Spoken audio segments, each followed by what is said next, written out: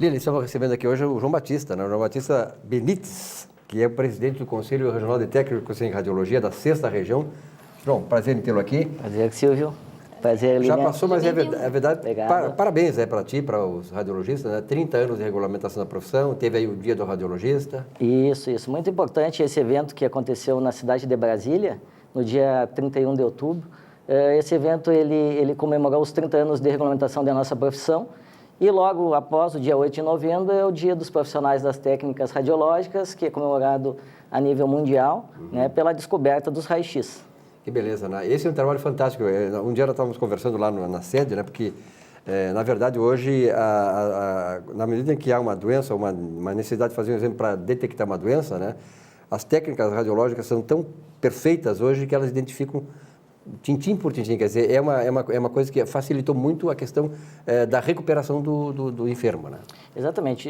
Já no século, ainda no século passado, a radiação, a radiologia, ela foi como a descoberta do século, né? E de lá para cá, o desenvolvimento tecnológico ele tem avançado em muito, né? Seja em várias técnicas, sejam em vários aparelhos, mas uma das coisas mais importantes que podemos ressaltar é a questão da mamografia, né? Um exame que propicia às mulheres, né, com um tratamento precoce e através do diagnóstico, onde um profissional das técnicas radiológicas que realiza esse procedimento para depois, obviamente, ser laudado pelo médico e assim conseguirmos uma satisfação em desenvolvimento para esse indivíduo. Assim. A Lília, que é coach, sabe muito bem, né, Lília, que essa questão do técnico em radiologia, eles têm que estar hoje muito bem preparados, né, bem qualificados, né, Lília? Porque operar com equipamentos dessa grandeza, dessa complexidade... E me faz pensar também que é uma profissão, não é nova, mas é uma profissão aí com bastante ascensão, né? Exatamente. Para o nosso estudante. É preciso que tenha o 2º grau completo? Como é que funciona a formação? Isso, hoje nós temos 2 tipos de formação. A formação em nível pós-ensino médio, né? Então todos os alunos que fazem o curso técnico em radiologia a nível de ensino médio devem já ter a formação no ensino médio, ter no mínimo 18 anos e, claro, para o nível superior também ter e passar por um processo seletivo, né? Então são essas 2 possibilidades desta profissão para a entrada no mercado de trabalho, né? E aí, dentro de cada uma das áreas de formação, ensino médio ou ensino superior, tem as suas aplicabilidades e o seu desenvolvimento para trabalhar nas várias áreas da sociedade, que não só a saúde. Pois é. E não só hospitais, né? Hoje nós temos clínicas, enfim, muitas. Né, que se espalharam. Hoje há uma capilaridade muito grande dessas instituições, né? Que são fonte de mercado de trabalho para esse profissional, né, Lília? Exatamente. É uma demanda muito grande, né? Com os planos de saúde aí precisando aumentar os seus convênios, a gente vê que é realmente um mercado muito ascendente para o profissional. Exatamente. Nós temos um desenvolvimento e o Conselho trabalha nesse sentido, porque além de fazer a fiscalização da profissão, na verdade, o Conselho, ou todos os conselhos profissionais, eles fiscalizam para a sociedade. Né, para que a sociedade tenha segurança que aquela pessoa que está realizando o seu exame, que está realizando um procedimento, uma obra técnica, enfim, seja um profissional habilitado por seu respectivo conselho. E, nesse sentido, várias outras áreas trabalham com radiologia. A parte petrolífera, a parte de celulose trabalha também com medidores, com radiação ionizante, e esses profissionais devem ser técnicos ou tecnólogos em radiologia, assim como a segurança, em presídios, em aeroportos, e, nesse sentido, o Conselho vem trabalhando junto com o Legislativo para que seja desenvolvido um projeto de lei que contemple essa necessidade e que daí o cidadão, né, tenha a certeza de que aquele aparelho está sendo operado com propriedade por um profissional capacitado, habilitado e que se desenvolveu através de um curso de formação. Bom, quando se fala em mercado de trabalho para os técnicos em radiologia, né, a gente, claro que tem que examinar o perfil daquele profissional que busca isso, e a remuneração, porque, na verdade, se trata de um profissional altamente qualificado, ele trabalha com mecanismos, com tecnologias complexas que precisam ser... Eu me lembro muito bem, quando eu estava na RBS, e naquele tempo era a TV Gaúcha, e a TV Gaúcha, naquele tempo, fez estou falando da década de 80, uma série de internação de equipamentos tecnológicos para a TV. E aquilo lá ficou 3, 4 meses, e um dia eu cheguei para o diretor e digo assim, o Roberto Appel, e aí esse equipamento assim, não, o pessoal da TV Gaúcha está nos Estados Unidos para aprender a operar esses equipamentos. Quer dizer, o nível de complexidade naquela época e hoje é tão grande que as pessoas precisam se capacitar muito bem, se qualificar para isso. E, claro, tem que ter uma contrapartida de correspondência na remuneração. Como é que é a remuneração desse profissional?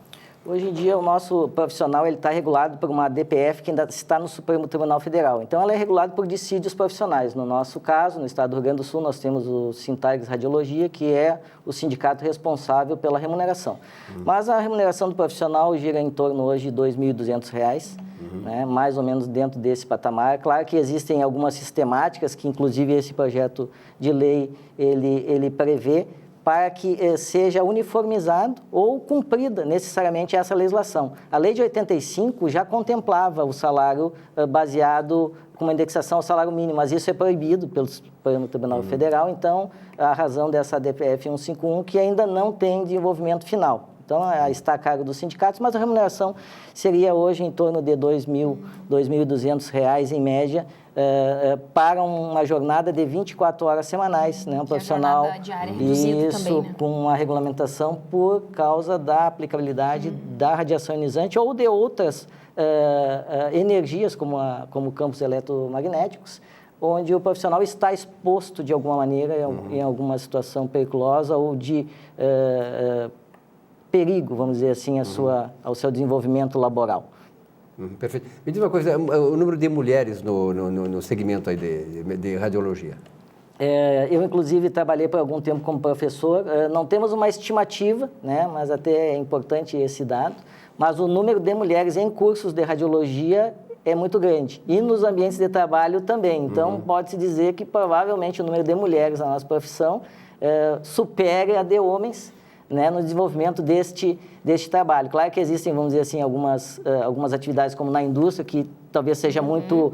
Se destaque mais, digamos assim. Não, tenha um desenvolvimento mais da massa, do desenvolvimento muscular, ou até pela propriedade do trabalho, fazer raio-x em ducto de gás, de petróleo. No meio da Rio Grande, esse exemplo, mas né? Pelas tubulações grandes. Exatamente. Mas na área da saúde, eu acho que podemos ter um dado que o número de mulheres supera o número de profissionais do sexo masculino.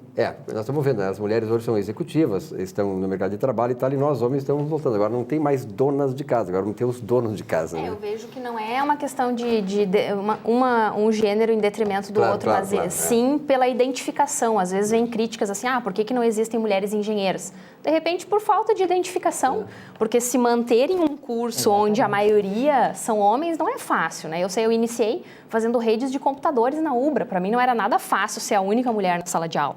Então, é até por falta de identificação.